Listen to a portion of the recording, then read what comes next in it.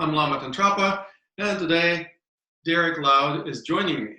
I know in these challenging times, you may have all kinds of other options and things to do instead of watching my video, so I appreciate your time, and also I want to promise to you that you are going to learn something about boosting your immune system today that perhaps will help you deal with the coronavirus better.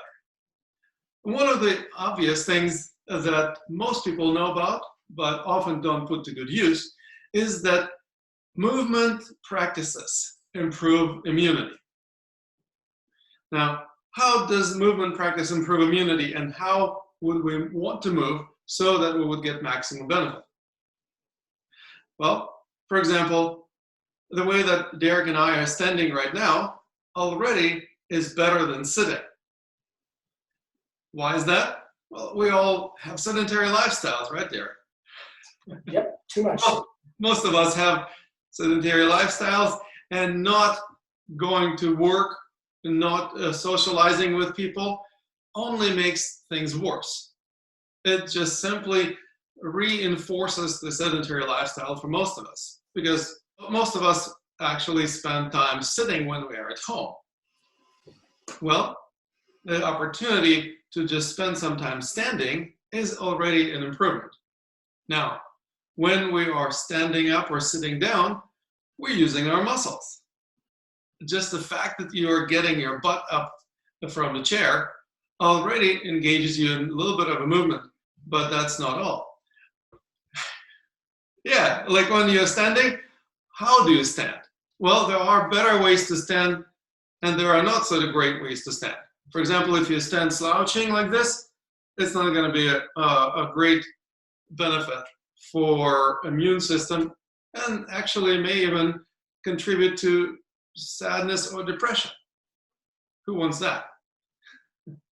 So instead of standing slouching, we have a really cool way to stand in the natural stance. How do we get into the natural stance? We simply jump and land softly, like this. Very nice. If you have any problem with your knees or hips or any other joints, you don't have to jump very high. Even if you jump just an inch or two above the ground, it already will be better than not jumping at all. Now the question is, what's so good about jumping? Well, there are actually several reasons why we take a little jump in order to assume natural stance. So, Derek, what happens to your spine when you jump and you're kind of suspended in weightlessness when you're in midair? It opens up. Exactly. The gravity is not squishing the bones of the spine, the vertebra, because you are in weightlessness. You are flying through midair, so to speak. That also means that you allow the vertebra to find their natural positions. So for a moment, you actually give your spine an opportunity to adjust itself.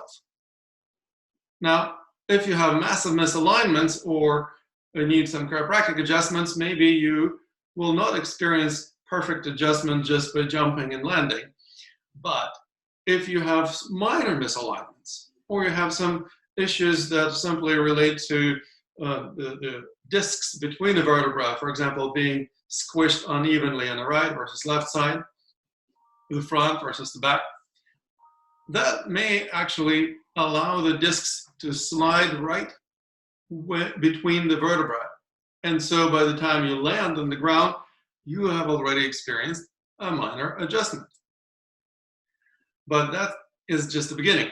Another really cool thing about it is that your body will not want to fall over. And so naturally, it will put your spine in a more upright and more vertical position, which is really different from slouching or being misaligned. So what do we do? We simply allow the body to assume balanced natural position naturally. And when you allow the body to do it, you are not forcing your body. You're basically just inviting the body to do what is natural for it. And there is a definite benefit to that. because when you're forcing the body to do something that you think is right, you may be right or you may be wrong. How do we know that you're right? Well, what we do is we actually test. We don't assume that we're right. We don't assume that we're wrong. We ask another person to do us a favor and test. Since we are practicing social distancing these days, it's going to be a little bit challenging to find a practice partner who would come over and push you, unless you have a domestic partner or spouse who would do that for you. However, you can also just simply check with yourself. Is it easier for me to lean back, shift the weight onto the heels? Or is it easier for me to lean forward, shift the weight into the toes? What about side to side? Do I have more weight on my right foot? Or do I have more weight on my left foot? That will give you an ability to gauge the distribution of weight. And something really cool happens.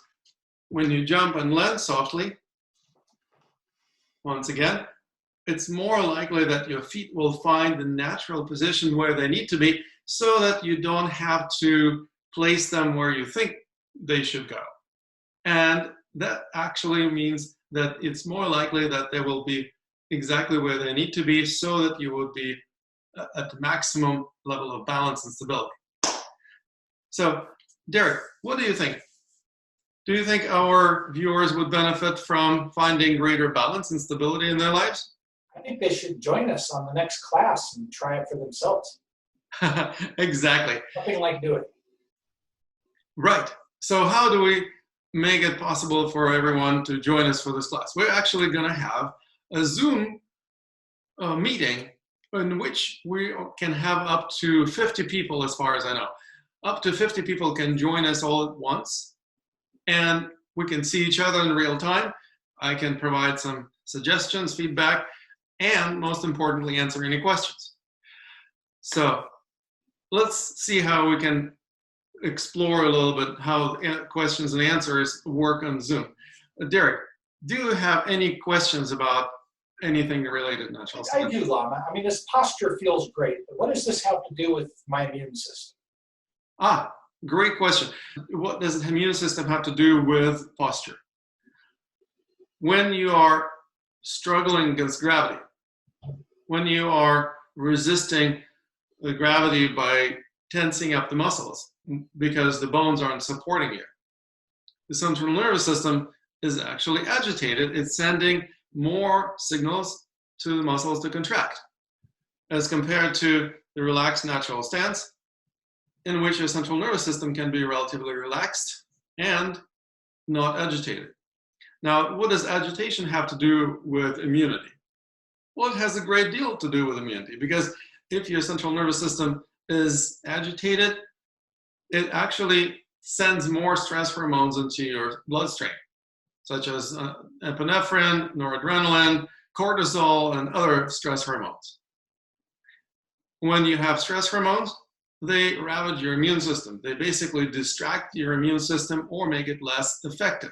So when you have a virus to deal with, if you get exposed to some kind of virus, for example, the immune system will not be able to handle it as easily because it's been inundated with those stress hormones that need to be expelled from your body as if they're a virus. And so basically what happens is that our bodies become less capable of dealing with virus and other infections if we are in stress mode. And standing expresses how stressed or how relaxed we are. Even if we just have a habitual holding pattern, for example. Well, any habitual holding pattern already is an expression of a certain unconscious strategy for struggling against the flow of things. They express a certain habitual holding pattern because it's an expression of a certain habitual state of mind.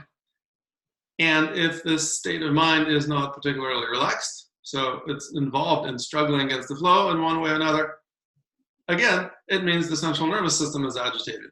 It's busy fighting against the current state of affairs. And that means we are going to experience reduced immunity. Did it answer your question, or It did. Now, what does this have to do with the coronavirus that's running around? How is that going to protect me? Well, just like any virus, coronavirus is something that needs to be tagged by the immune system in order for the immune system to find ways to mitigate it. So basically, if there is a virus present in the body sends macrophages, T cells, and other types of white blood cells to kill the virus. When those cells attack the virus, they actually get a certain signature from that virus so that they remember what kind of virus it is and figure out how to manage it easier. If the virus is a totally new thing, like for example, novel coronavirus, is obviously, as the name implies, is pretty new to humans, we don't have the immune system trained to deal with it. So what the immune system needs to do is to quickly learn how to deal with this particular type of virus so that it can handle additional viruses coming into your organism of the same type. And so what happens is that if we train our immune system to be very responsive, then our immune system will be able to respond to virus very easily. How do we train the immune system to be responsive? We actually have to be responsive. We need to be responsive as a human being so that parts of our organism would be responsive. If you are reactive as a human being, your immune system will be reactive. It will have a hard time responding. Now, what is a reaction of the immune system? It's when it goes into overdrive. It basically sends so many white blood cells because it can't figure out what to do with this virus. And so it produces massive inflammation and also massive production of mucus. Well, that's one of the things that actually cause pneumonia. Basically, the lungs start filling up with mucus. And that's white blood cells. If we don't respond properly, our body basically goes into a big war instead of just dealing with it as a small intruder. Virus is a small intruder that intrudes your body, but the body may think that this is actually a huge invasion. And so they go in a huge battle against the virus, even though it is an overkill. But in fact, the body starts actually drowning in its own mucus. And that's exactly what pneumonia feels like. Basically, what we do is we mitigate the issue of viral infection with the least amount of effort, with the least amount of resources that we need to put into this battle, making it as small battle as possible, and then we win the war. Does it make sense? Yeah, so what you're saying is that by using proper posture, I'm using less energy to be here, and so I'm leaving more energy for my immune system to operate effectively against whatever is antagonizing my body. That's a different point, but that's a very valid point too. Not only do we train ourselves to be responsive, but we also learn how to be more efficient. If we spend less energy struggling against gravity, if we learn how to be efficient and effective with our energy expenditures, we have more energy to dedicate to dealing with virus. And another valid point is also movement of the white blood cells as well as lymph throughout the body.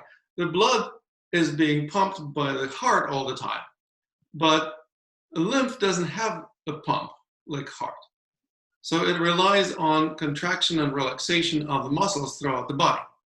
So that's why we don't want to just stand, we also want to move. And movement enhances the circulation of lymph, which is extremely healthy for the immune system because it basically allows to expel the byproducts of the immune response. And that literally allows you to flush your system a lot faster. So how do we move in order to be able to benefit from contraction and relaxation of the muscles? Well, my favorite thing is to do centering exercise. What's centering exercise? It's when we simply turn from side to side, like this. I turn to the right and pivot on the heel of my right foot. So my right foot faces to the right. As my navel aligns with the toes of the right foot, my arms just swing around, touching the opposite hips. Then I start turning to the left. My right foot turns forward and my left foot turns to the left. And arms again swing, touching the opposite hip. My breathing synchronizes with the movement. It's like wringing water out of a rag. If you squeeze the rag and twist it, that pushes the water out of it. Well, that's what happens to the air. It gets expelled from the lungs by twisting the body a little bit as you turn. Then when you go through the frontal position of the body, that's an opportunity to inhale, and then you exhale again as you turn further. Inhale, exhale. Inhale, exhale. It's going to be a relatively rapid and shallow breathing because there's going to be only so much time that you can spend turning to the right or to the left. But it's a great opportunity to create a pumping action, not only pumping the air in and out of the lungs, but also move the lymph throughout the whole body. Sometimes people ask me, what makes this exercise centering exercise? Well, the centering exercise is named after the center of the body, around which we pivot. So we want to pivot around the axis of rotation that's aligned with the center of mass. It's just like a spinning top. If the axis of rotation of a spinning top is in perfect alignment with the center of mass of the spinning top, it will spin very stable. If there is any misalignment of the axis of rotation and the center of mass, it will spin out of balance very quickly. Now, that's exactly what we want to achieve. We want to align the axis of rotation of the body, pivoting, turning side to side, with the center of mass. Where is the center of mass? Well, it's really helpful to know where the center of mass is. And I have to tell you that unless you are pregnant or you have big belly, most of your weight is actually closer to the back because most of the density of the body is in your bones. That's the densest part of the body. The rest of it is pretty much water, fluids, fat, proteins. So the bones are the heaviest, densest part of the body. And where are they? Well, the backbone, as the name implies, is in the back. Shoulder blades, obviously, in the back. Most of the rib cage is closer to the back. Most of the pelvis is also to the back. So guess where the center of mass is located? It's not here. It's back there, right around the Mingman area, which is in Chinese is the gate of life, and that's the area in the lower back. And what happens, depending on your stature, depending on the amount of muscles you have in the upper body, it may be a little bit higher or lower. But what happens is that your center of mass is further back. And so when you turn, you actually learn how to pivot around your spine. Now, something really cool happens when you turn around the spine. You pivot around the spine. Your spine maintains vertical alignment so that you can pivot around it. That also means it starts supporting your body really nicely. So when your spine is in alignment with the vertical axis of rotation and the center of mass is in alignment with the vertical axis of rotation, you become supremely stable and centered. If you dedicate 100% of your attention to that center of your body, you also bring your awareness to that center, and where attention goes, energy flows. So you actually create massive circulation of energy by focusing on your center. When you create the massive circulation of energy in your system, you experience a recycling of energy, or you can tap into it and experience empowerment. And you can also apply this energy relatively easily to a variety of other things, whether it's creative pursuits or healing or any other actions. And what happens is just simply learning how to pivot from side to side makes you feel a lot more centered, both energetically, physically, emotionally, as well as mentally. And what happens when you are not centered? You may feel like taking things personally or reacting to other people. What does your immune system do? Well, the immune system also will be reactive. But if you're responsive, if you don't take anything personally, if anything that life throws your way, you delegate it immediately to your center, then you become responsive instead of reactive. Your immune system becomes also responsive rather than reactive, and it will be able to handle the viral infections a lot easier. So it's a roundabout way to explain it, but did it make sense to you? Yeah, it does. This is a cool explanation for people who really want to know how things work. But for those people who don't really care how the immune system works, but they still want to experience benefits, all they need to do is just take a natural stance and start turning from side to side. This is the easiest option, easiest technique that I wanted to share today. Doesn't get any easier than this, but it already creates massive improvement in the functioning of the immune system. And also, as a positive side benefit, you become more responsive. So wherever you go, whatever challenges life throws your way, you actually don't take anything personally, and you deal with it a lot easier and with less stress. Well, I hope you don't mind that. No. Great. Any questions about immune system, how we stand, how we move, or anything else there? How often should we do a practice like this to maintain? Great question. I would do it several times a day. Start with just 2 or 3 times. For example, you wake up in the morning, you may do some morning meditation or morning exercises.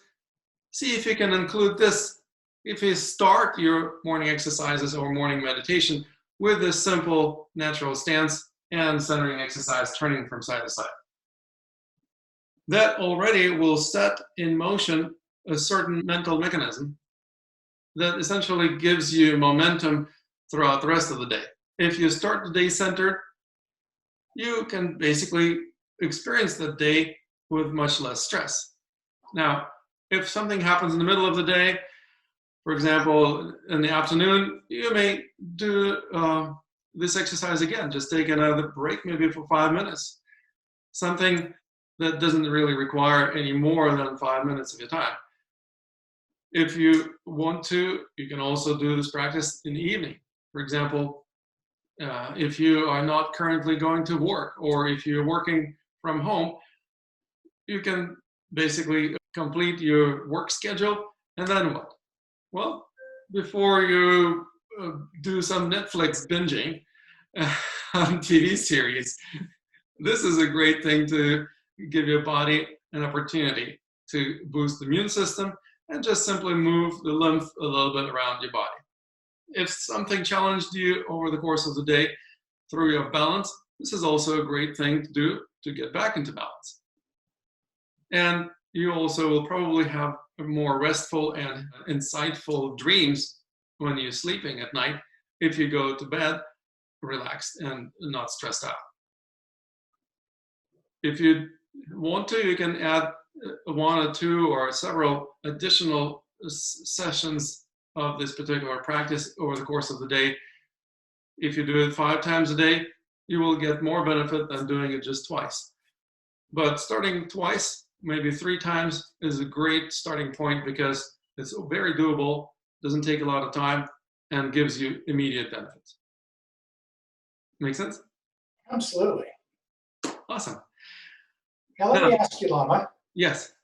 If I'm doing this practice and I feel like it's just not smooth, or I feel out of balance, how do I get help to do that with a nicer balance and smoother motion?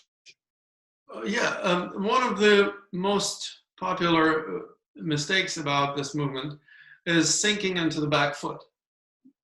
That's what I would also call turning around the stomach instead of turning around the backbone. If you're turning around the stomach, you're sinking into your back foot. So this would be the point of rotation or axis of rotation somewhere in front of you. Mhm. Now, unfortunately, this is how most people would probably tend to do it.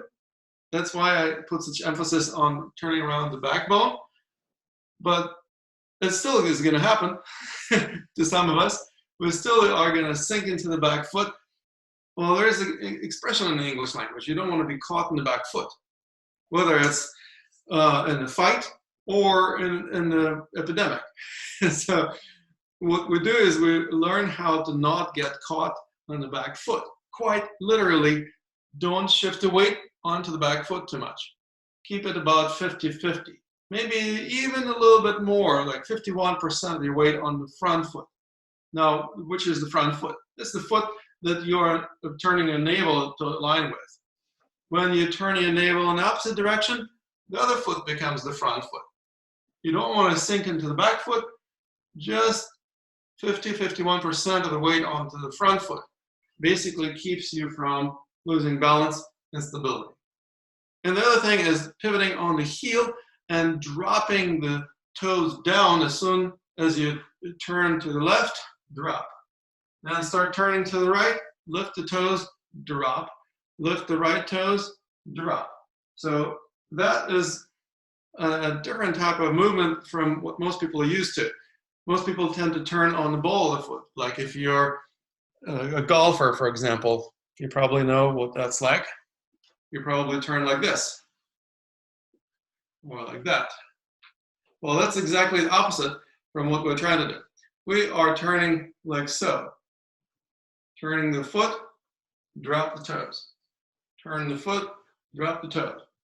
That is going to keep your center of mass from shifting back onto the back foot.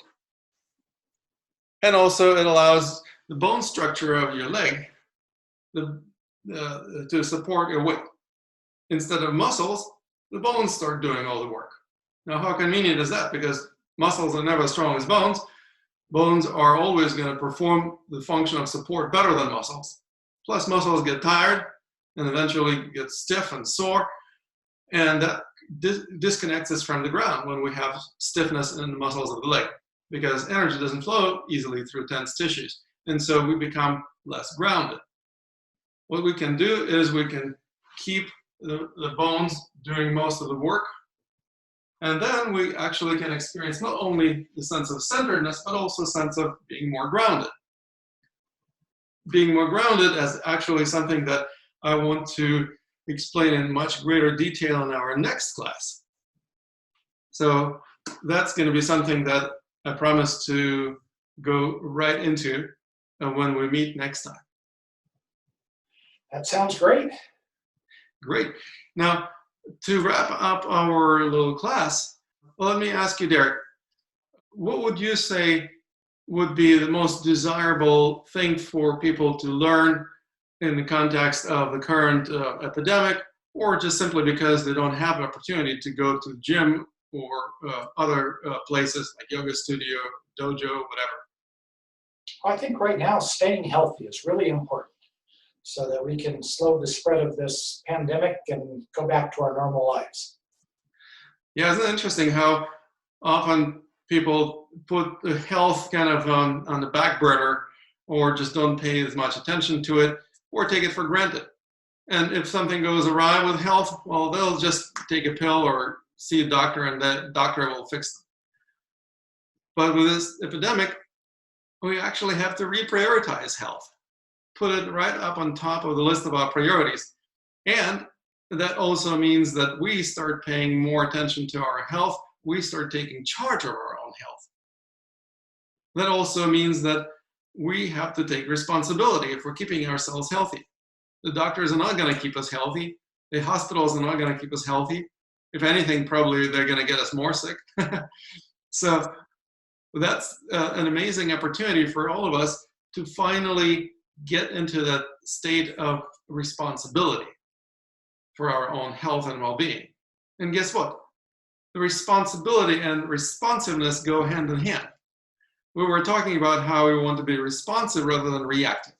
Well, it also means we're learning how to be more responsible because responsibility is ability to respond.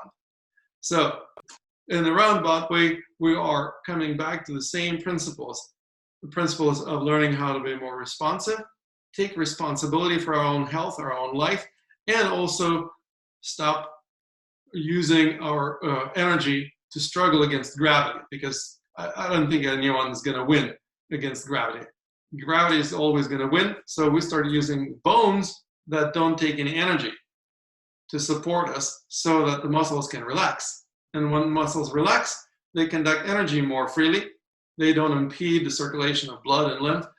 They actually allow the immune system and all the other functions of the body to function more efficiently. Does that make sense? It does. Cool. Well, what would be the most desirable length of time, Derek? What do you think is a reasonable length of time for this type of online classes for us?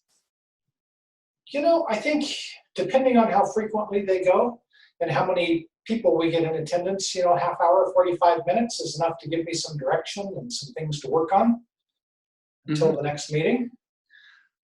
Yeah, I agree. Maybe half an hour would probably be enough. So everyone who is watching this video, you guys are welcome to chime in to suggest the length of this online classes that you would like to participate in. Please leave in your comments below how long you would like these classes to be, and also how often you would like to participate in. Is it just once a week, or is it twice a week, or is it more often? I would love to receive your suggestions, and we'll follow through on the most popular and most prevalent suggestions in terms of length of time and also frequency of these classes. Excellent. Well, any parting words, Derek? Any words of wisdom that you would like to share with all of our viewers? Well, thank you for what you shared today, Lama. I look forward to the next episode, and I hope that a lot of people come and join us. Me too. Fun. Thank you.